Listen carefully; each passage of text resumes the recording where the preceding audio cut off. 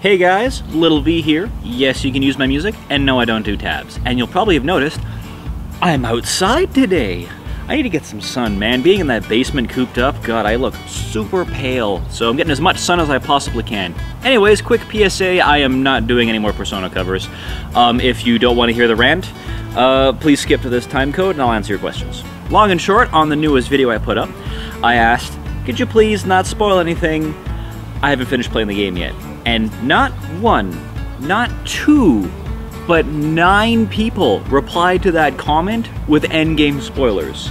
Like, that's unprecedented for me. I've never in my 6 years on being on YouTube, almost 7, 6.5 like that, have never had that happen before.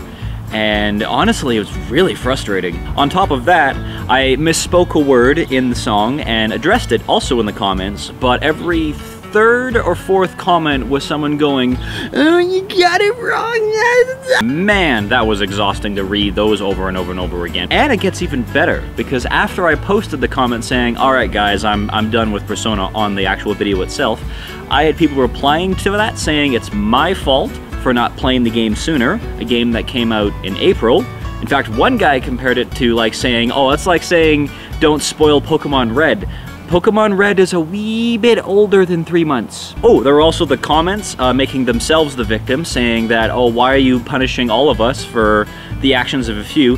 And the answer is, I'm not trying to punish or go out of my way to screw over anyone, because I just don't have any energy for Persona anymore. It's completely gone. Oh, and then just the final layer on top of it is after I had posted, hey, I'm not doing any more, the game has been spoiled for me, people were still posting how I should play the game, what confidants I should level up, and basically just spelling out exactly how I should have the experience according to how they want me to play it.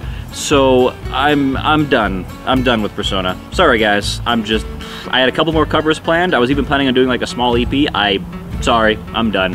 No more Persona. Alright, let's get to the actual questions now. What's your favorite Pokemon, and who's your favorite Pokemon character? Favorite Pokemon is a toss-up between Charizard, Lugia, and Mewtwo. I guess Dragonite too. I like Dragonite as well too, but it's those are like my top 3. I'm not sure how they rank. Favorite Pokemon character? N? I'm gonna say N, just cause, like, he's kind of right. I mean, he's being manipulated for the wrong reasons, but he's kind of correct in his thought process in Black and White. So, yeah. Oh, I asked a question a couple of videos ago. Sorry. Also, who would you say are your favorite metal bands, if any? Jay, it's no problem. Thanks for the apology. I appreciate it. As for my favorite metal bands, right now, Devin Townsend is always going to be like on the top 3 of my list somewhere. I love that man. Does great music. If you like any of my music, go check him out. He is fantastic. He's one of my biggest influences. I really enjoy Periphery, as you can probably tell. I mean, so all the big metal bands. I've been listening to a lot of Cell Dweller, which was not metal. That's the guy who did Killer Instinct Season 3 along with Atlas Plug, and I've been listening to a lot of Cell Dweller stuff, and it's like rock with electronic, which is really cool.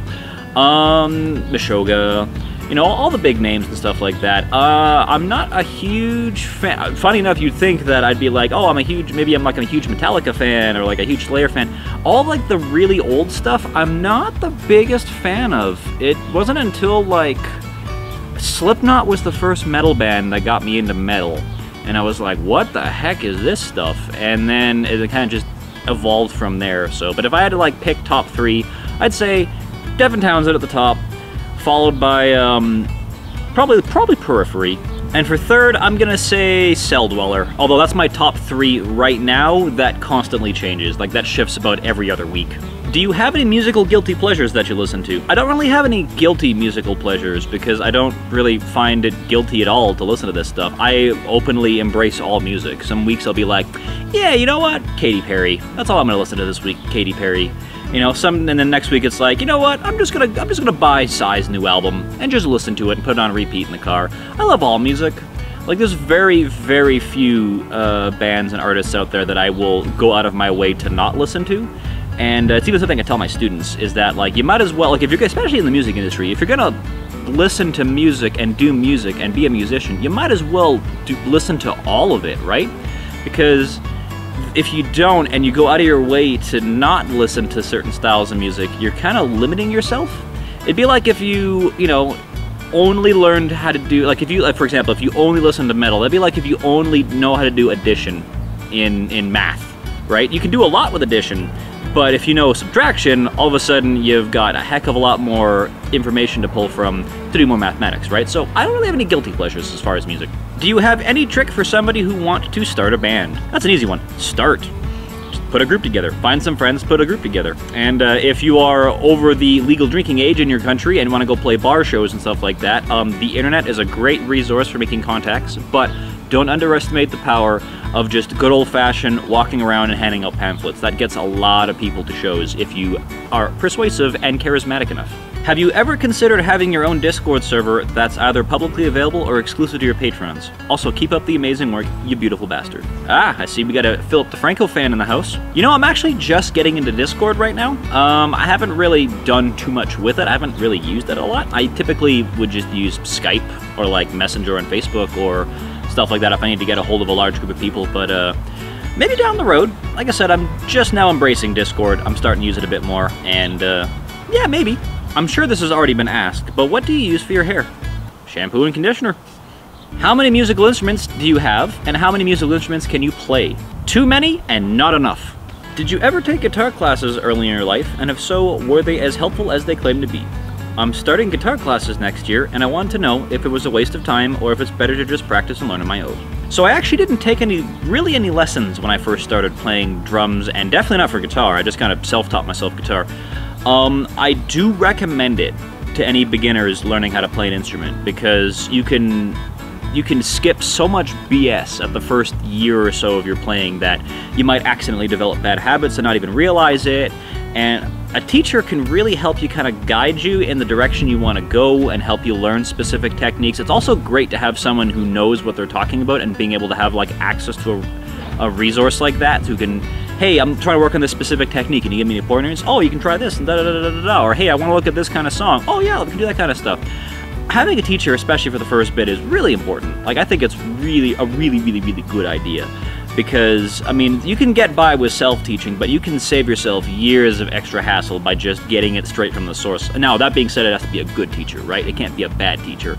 And I've had good and bad teachers. I'm sure everyone has through school and stuff, where you've had a teacher that makes something really exciting. It makes you just really excited to play something or do something or learn something.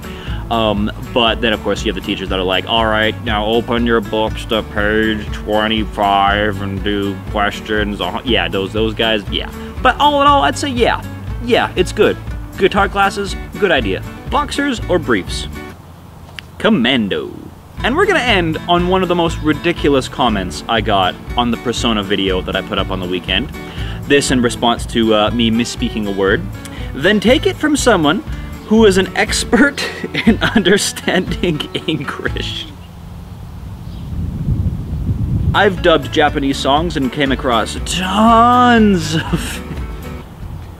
I'm sorry, I can't even finish reading the comment. Alright, kid, all I want to know is please tell me that is your opening line when trying to pick up girls in your high school.